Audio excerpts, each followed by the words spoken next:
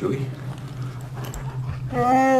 Olá, tudo bem? Se por acaso você está assistindo esse vídeo e você não me conhece ainda, meu nome é Alan Pinho, seja muito bem-vindo. A primeira coisa que eu quero falar hoje é de fato sobre essa pergunta, né? Tá tudo bem? É um momento meio complicado, onde responder essa pergunta não está sendo exatamente da maneira que a gente esperava que fosse, né? E nem era para ser. No núcleo de pessoas que eu conheço, essa tem sido a pergunta mais difícil de se responder, se tá tudo bem de fato. Eu sei que é um momento de incerteza, um momento de muita ansiedade, ninguém nunca passou pelo que está acontecendo de fato, e eu entendo que esse momento de todo mundo trancado em casa pode afetar as pessoas de maneiras diferentes, afinal somos todos diferentes.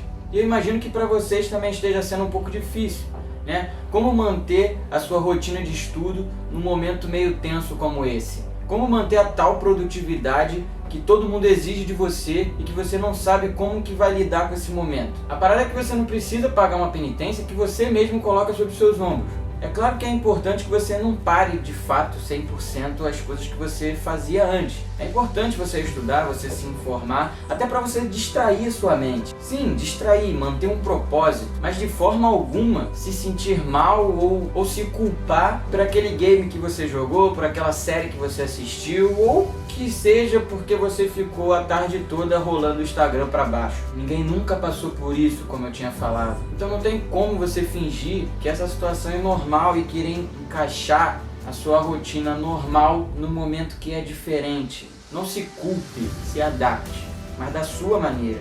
E a sua maneira é única. Não precisa ser igual a de ninguém, até porque ninguém é igual a ninguém. Cada um tem seu tempo, cada um tem sua maneira de digerir as coisas. Então não se culpe, se adapte. Ninguém é igual a ninguém e nem precisa ser, na verdade. E aproveitando esse momento de diversidade, de diferença entre as pessoas, a nossa aula de hoje tem essa temática. Mentira, não tem. Mas eu acho que a gente pode encarar dessa forma também. Beleza? Vamos nessa.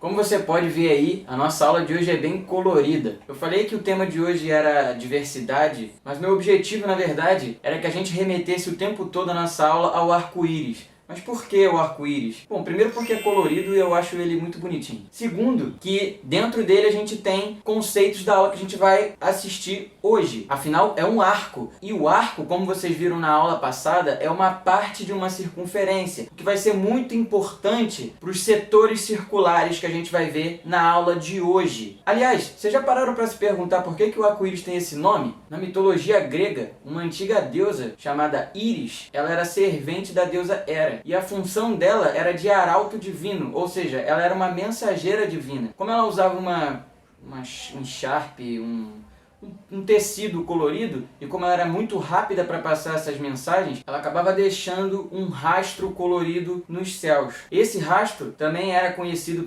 pela crença grega como uma ponte entre a terra e os céus. E essa história também inspirou elementos da mitologia nórdica, onde a ponte entre os reinos de Midgard, Asgard e todos os outros reinos era uma ponte de arco-íris.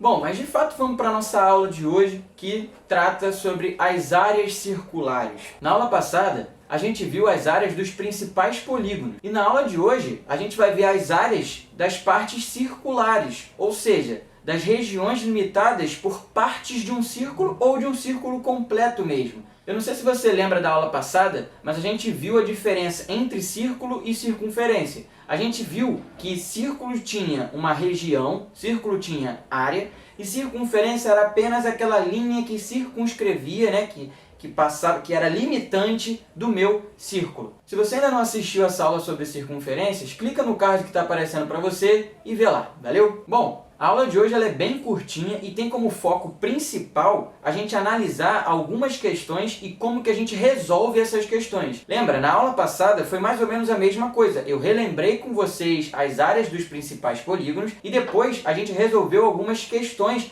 para saber diferenciar os tipos de questões de áreas que a gente encontrava. Na aula de hoje a gente vai fazer a mesma coisa, porém, como a gente está tratando apenas das áreas circulares, o conteúdo que a gente vai tratar é bem pequenininho. Então hoje vai dar para a gente fazer até mais questões do que na aula anterior. Beleza? Primeira coisa que a gente vai fazer é começar com a nossa circunferência. aí desenhada. E lembra, essa linha aí que você acabou de ver, ela representa somente o contorno de uma região circular. Então ela é chamada de circunferência. Círculo é a região que está dentro dessa circunferência, tá? É o que essa região limitada ocupa ali dentro. Então tudo isso azul mais a circunferência é chamada de círculo. Nesse nosso círculo, vocês devem lembrar que o principal elemento que a gente tem dele é o raio, né? O que é o raio? O raio é a distância do centro do meu círculo, da minha circunferência,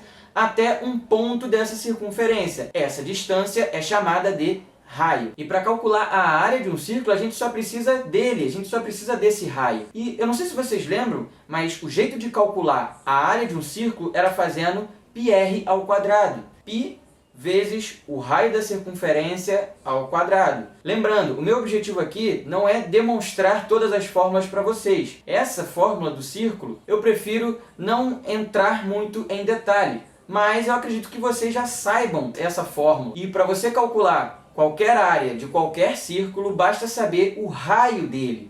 Perfeito? Então é isso, galera. Como eu falei pra vocês, a aula de hoje era bem curtinha. Isso era tudo que a gente tinha pra falar. Valeu, até a próxima aula.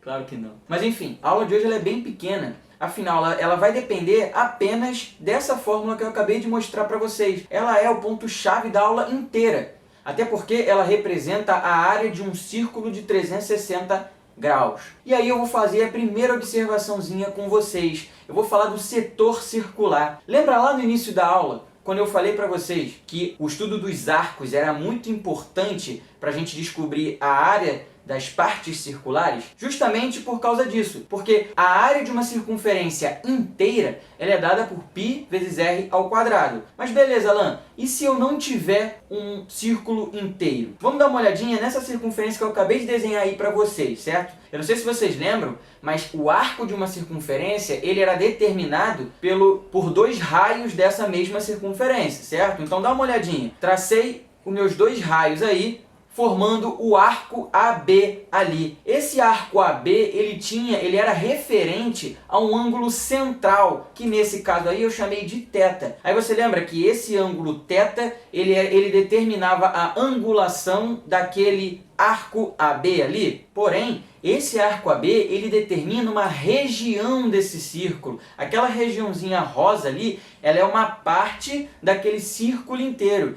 E essa parte, ela está sendo determinada pelo arco AB, ou seja, pelo ângulo θ central ali desse meu arco AB. Perfeito? Ok. Mas Alan, o que isso tem a ver? Como é que eu calculo a área dessa parte de círculo? Bom, a gente vai fazer uma coisa que vocês já estão acostumados a fazer lá desde muito tempo atrás, que é a regra de 3. Né? Nada mais simples na matemática do que regra de 3. Mas como assim, Ana? Como é que pode eu fazer regra de 3 para descobrir a área desse setor circular aí? Bom, a área de um círculo inteiro é πr ao quadrado, como a gente acabou de ver. Só que um círculo inteiro ele tem 360 graus. Então eu posso dizer que a área é πr ao quadrado quando eu tiver 360 graus. E quando eu tiver θ, quanto que vai ser a minha área x ali? Acabou. Essa é a regra de 3. Simples, não é? Mas aí você vai falar... Mas Alan, eu lembro que você falou que um ângulo ele poderia ser representado em graus ou em radianos. Beleza, aí a gente já aprendeu a fazer em graus. Mas em radianos? Perfeito. Aí realmente o raciocínio está definindo em graus. Mas boa pergunta. Em radianos, o raciocínio vai ser completamente mais complexo, porque é muito difícil você pensar uma coisa... É a mesma coisa. Idêntico, é a mesma coisa. Agora, ao invés de eu usar 360 graus, eu vou usar 2π radiano. Mas o raciocínio é o mesmo. Regra de 3, assim como você fazia antes. Você vai ter πr ao quadrado quando você tiver uma circunferência inteira de 2π radiano. Quanto vai ser a área x quando o meu ângulo θ for o ângulo central? Porém, agora esse θ está escrito em radianos. A única diferença é essa. Mas o jeito de fazer é exatamente o mesmo. Tá vendo como é que é simples? Então eu poderia aqui generalizar e escrever uma formulazinha para vocês decorarem, blá blá blá, porém eu não acho necessário. Então eu não vou colocar não. Nem me irrita. Ok, já falamos quase tudo. Eu só queria falar mais duas coisinhas com vocês. A primeira era sobre o segmento circular. E aí você vai se perguntar, o que é um segmento circular? Vamos começar com a situação que a gente acabou de ver. Vamos pegar aquele arco ali que determina um setor circular, aquele setor circular rosinha ali. Aí lembra que ali tinha os pontos A e os pontos B, que são os pontos que formam esse arco. Eu vou fazer uma corda que liga esses dois pontos aí. Dá uma sacada no desenho. Ó, eu tracei uma corda que liga esses dois pontos. O meu segmento circular vai ser aquela areazinha rosa que restou ali, tá vendo? Dá uma sacada. Vê se essa área rosa, que eu chamei de S, não vai ser a área do meu setor circular inteiro, menos a área daquele triângulozinho que ficou formado ali dentro, ó. Dá uma sacada no mouse, ó. Tá vendo que aqui eu formei um triângulozinho, ó, entre os raios e essa corda?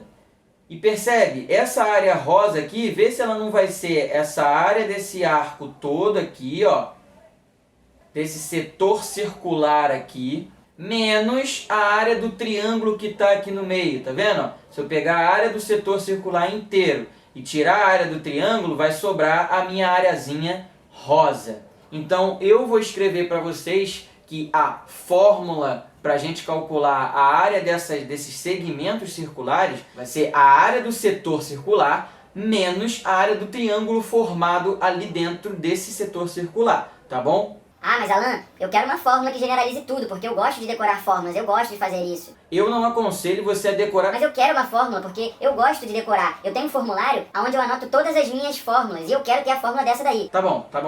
Então toma essa fórmula aí. Galera, nem sempre eu acho válido esse tipo de fórmula. Tá, você pode decorar ela? Você pode. Mas eu acho que é muito mais complicado do que você entender esse simples raciocínio de fazer a área do setor circular menos a área do triângulo. Mas, se você quiser... E a próxima coisinha que eu quero falar com vocês é sobre a coroa circular. E não é isso aí que vocês podem estar pensando.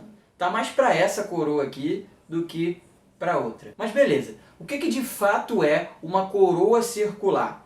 Eu vou traçar aí uma circunferência e dentro dela eu vou traçar uma outra circunferência, só que menor. Olha para o desenho. O que essas duas circunferências têm em comum? O centro. Perfeito, elas são duas circunferências concêntricas, ou seja, elas possuem o mesmo centro. E aí a gente vai chamar de coroa circular a região limitada entre a circunferência menor e a circunferência maior. Dá uma sacada nessa partezinha rosa. Ela é uma região que está sendo limitada pela circunferência menor e pela circunferência maior. Ela está entre as duas. Essa região a gente chama de coroa circular. Tá bom, Alan, mas como é que eu encontro a área dessa coroa circular? Isso que eu não sei. Eu quero que você perceba o seguinte. A circunferência maior, como toda circunferência, ela possui um raio, certo? Então esse segmento azul aí, ele é o raio da minha circunferência maior. E também esse segmentinho amarelo aí, laranja, ele é o raio da circunferência menor, que eu chamei de Rzinho. Todo mundo consegue perceber que essa área rosa é a área da circunferência grandona menos a área da circunferência pequenininha? Então a área dessa região aí, ela vai ser a área da maior menos a área da menor, perfeito? É o que eu escrevi aí, ó. A área que eu quero vai ser a área da circunferência maior menos a área da circunferência menor. É a mesma ideia que a gente utilizou no exemplo anterior, né? Lá no segmento circular, que é um raciocínio que eu já tinha falado para vocês na aula passada. Então, se eu quero fazer a área do maior menos a área do menor, basta eu fazer πr ao quadrado menos πrzinho ao quadrado, concordam? Mas eu posso colocar ali o π em evidência, ele aparece numa e na outra. Então eu vou colocar ele em evidência. Então vai ficar π que multiplica r ao quadrado menos rzinho ao quadrado. Essa é a tal fórmula para a gente calcular a área de uma coroa circular, onde a gente depende do raio da maior e do raio da menor, tá bom? Bom, rapaziada, então tudo que a gente tinha que ver sobre áreas de figuras circulares, a gente já viu. Agora, a gente vai partir para os exercícios para ver como que a gente utiliza esses raciocínios nas questõezinhas. Então clica no vídeo que está aparecendo aí para vocês e vamos resolver as questõezinhas aí. Valeu!